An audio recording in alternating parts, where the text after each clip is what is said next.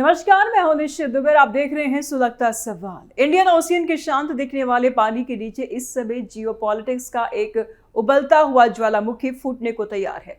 जब श्रीलंका ने खुलकर अमेरिका की उस मांग को ठुकरा दिया जिसमें वो अपने लड़ाकू जहाजों को श्रीलंका की जमीन पर उतारना चाहता था, और इस फैसले ने न सिर्फ क्षेत्रीय राजनीति बल्कि वैश्विक शक्ति संतुलन में भी एक नई हलचल पैदा कर दी है, क्योंकि राष्ट्रपति अनुरा कुमारा दिसानायके ने संसद में साफ शब्दों में यह संदेश दिया है कि उनका देश किसी भी महाशक्ति का सैन्य अड्डा बनने को तैयार नहीं है।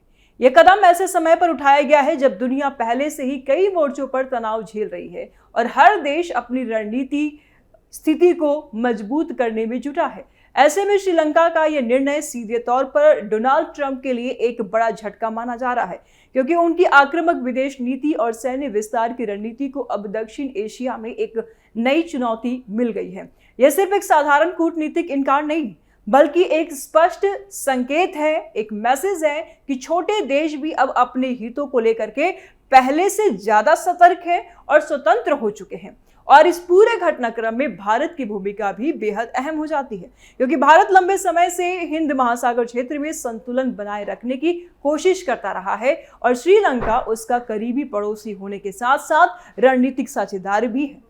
ऐसे में अमेरिका के इस प्रस्ताव को ठुकराना भारत के लिए कहीं ना कहीं राहत की बात हो सकती है, लेकिन इसके साथ ही ये सवाल भी उठता है कि क्या इससे क्षेत्र में चीन जैसे ताकतों के लिए रास्ता और खुल जाएगा, क्योंकि वैश्विक राजनीति में हर कदम के पीछे कई परतें होती हैं और हर फैसला किसी न किसी बड़े खेल का हिस्सा होता है। अब नजरें इस बात पर टिक गई है कि ट्रंप प्रशासन इस झटके के बाद क्या अगला कदम उठाएगा। क्या वो श्रीलंका पर दबाव बढ़ाएगा या फिर किसी और देश की ओर रुख करेगा या फिर अपनी रणनीति में बड़ा बदलाव करेगा, क्योंकि यह सिर्फ सैन्य विमानों की लैंडिंग का मुद्दा नहीं बल्कि प्रभाव, डोमिनेंस और भविष्य की ताकतों के बीच में चल रही अदृश्य जंग का हिस्सा है। और इस जंग में हर देश अपनी चाल सोच समझ कर चल रहा है। ऐसे में कई सवाल सुलग रहे हैं। क्या श्रीलंका आया अमेरिका के निशाने पर? इस फैसले से किस देश की मुश्किलें बढ़ेगी? ट्रंप के साथ साथ चीन को कैसे लगा झटका? भारत पर इस इंकार का क्या असर पड़ेगा? एशियाई देशों पर क्या मंडराने वाला है खतरा? चलिए एक एक करके इन सवालों की गहराई में उतरते हैं। तो पहला सवाल है कि क्या श्रीलंका अब अमेरिका के निशाने पर है? श्रीलंका ने जब यूनाइटेड स्टेट के युद्ध विमानों को उतरने से मना किया तो ये सिर्फ ना नहीं थी, बल्कि एक खुली चेतावनी थी कि वह किसी युद्ध का मोहरा नहीं बनेगा। राष्ट्रपति ने साफ कहा कि यह फैसला देश की न्यूट्रलिटी को बचाने के लिए था, लेकिन सच ये है कि अमेरिका इस इलाके को यूं ही हाथ से निकलने नहीं देगा।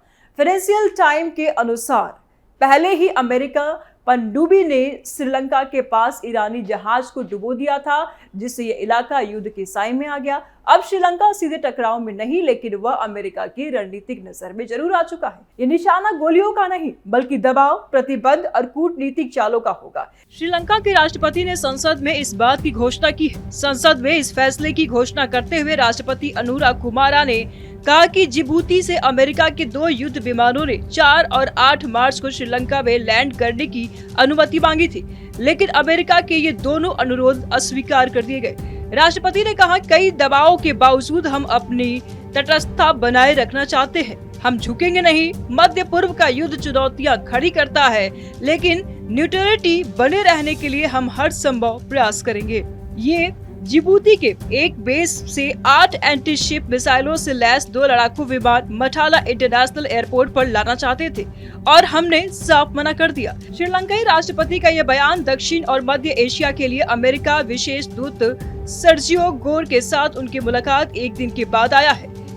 एक बयान में कहा गया कि राष्ट्रपति दिसानायके और सर्जियो गोर ने महत्वपूर्ण समुद्री मार्गों की सुरक्षा और बंदरगाहों को सुरक्षित बनाने, आपसी लाभकारी व्यापार और वाणिज्यिक संबंधों को मजबूत करने और एक स्वतंत्र, खुला और समृद्ध हिंद प्रशांत क्षेत्र को बढ़ावा देने के अमेरिकी प्रयासों पर चर्चा की है। आपको बता दें, 4 मार्च को अमेरिकी पनडुब्बी ने श्रीलंका के दक्षिणी तट से लगभग 80 किलोमीटर दूर अंतर्राष्ट्रीय जल में ईरानी युद्धपोत पर टॉर्पीडो हमला किया था और इस हमले में जहाज डूब गया। इस हमले में कम से कम 87 ईरानी नौसैनिक मारे गए, कई लापता हुए और जहाज पर सवार लगभग 180 लोगों में से 32 घायल बचाए गए। इस दौरान श्रीलंका ने ईरानी जहाज से मिले डिस्ट्रेस सिग्नल पर तुरंत प्रतिक्रिया दी। श्रीलंकाई नौसेना और वायुसेना के बड़े पैमाने पर खोज बचाव अभियान चलाया गया। ये घटना स्थल पर पहुंचे और इस दौरान श्रीलंका ने 87 शव बरामद किए और 32 घायल ईरानी नौसैनिकों को बचा करके गाले में इलाज करवाया। इसके अलावा श्रीलंका ने ईरानी सैनिकों के शव को ससम्मान ईरान भेजा और इसके अलावा हमले के एक दिन बाद एक अन्य ईरानी सहायक जहाज ने इंजन खराबी का हवाला देकर श्रीलंका से मदद मांगी। श्रीलंका ने मानवीय आधार पर इसे अनुमति दी, लेकिन अब अमेरिका की किसी भी तरीके की मदद से साफ इनकार कर रहा है। इस फैसले से किस देश की मुश्किलें बढ़ने वाली है? इस पूरे घटनाक्रम का सबसे बड़ा असर ईरान और एशिया के छोटे तटीय देशों पर पड़ता दिख रहा है।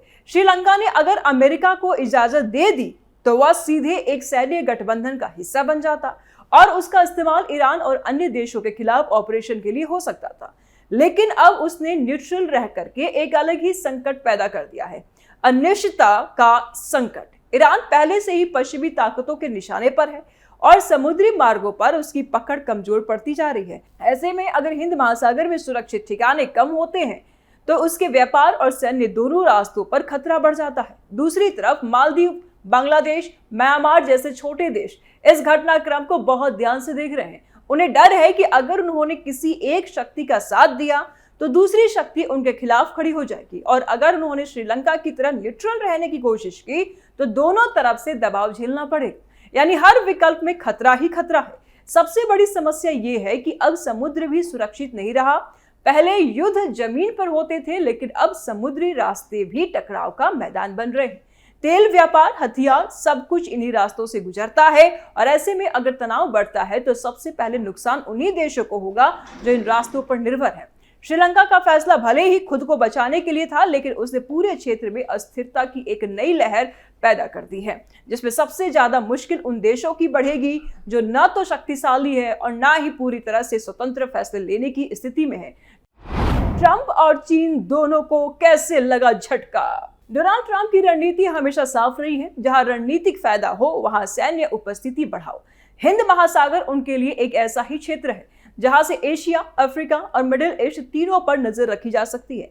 लेकिन श्रीलंका ने जब ये दरवाजा बंद किया तो ये सिर्फ एक सैन्य ठिकाने का नुकसान नहीं था, बल्कि पूरी रणनीति को झटका था।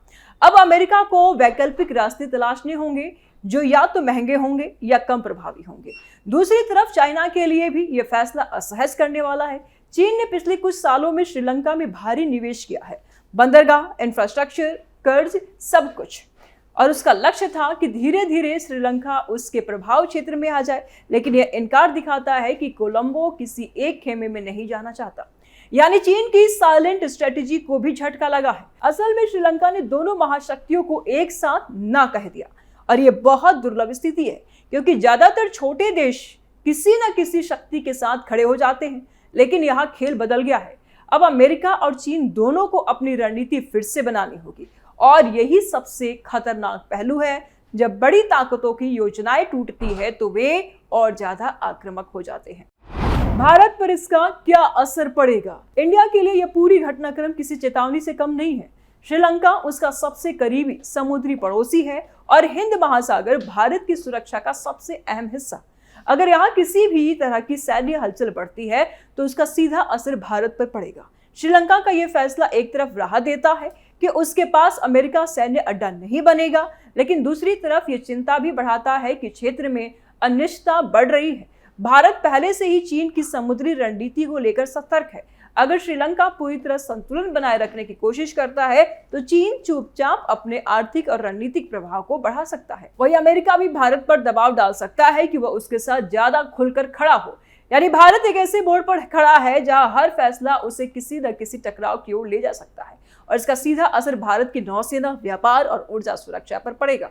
तेल के जहाज, व्यापारिक मार्ग, समुद्री निगरानी, सब कुछ अब ज्यादा संवेदनशील हो जाएगा।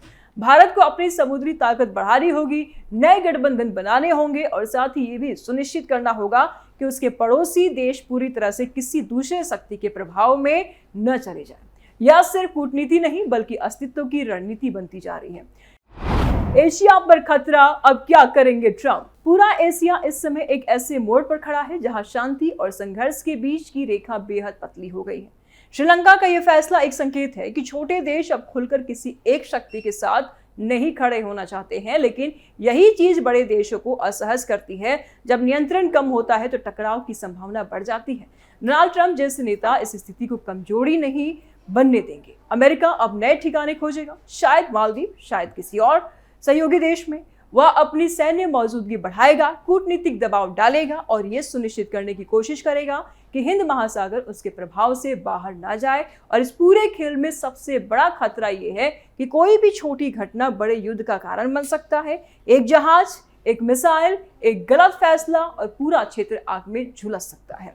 एशिया, जो दुनिया की सबसे तेजी से बढ़ती अर्थव्यवस्था का केंद्र है, अब धीरे धीरे सैन्य तनाव का केंद्र बनता जा रहा है। अंत में सवाल वही, क्या देश न्यूट्रल रह पाएंगे या उन्हें मजबूर होकर किसी एक शक्ति के साथ खड़ा होना पड़ेगा? श्रीलंका ने फिलहाल अपना रास्ता चुन लिया है, लेकिन ये रास्ता आसान नहीं है। एक ऐसी शतरंज है जहां हर चाल के पीछे युद्ध की आहट छिपी है और हर आने वाले समय में ये आहट और तेज होने वाली है। अपनी राय आप कमेंट बॉक्स में जरूर दें। वीडियो को लाइक करें, ज्यादा से ज्यादा शेयर करें, चैनल सब्सक्राइब करें। जल्द मिलते हैं नए अपडेट के साथ। दीजिए इजाजत, नमस्कार।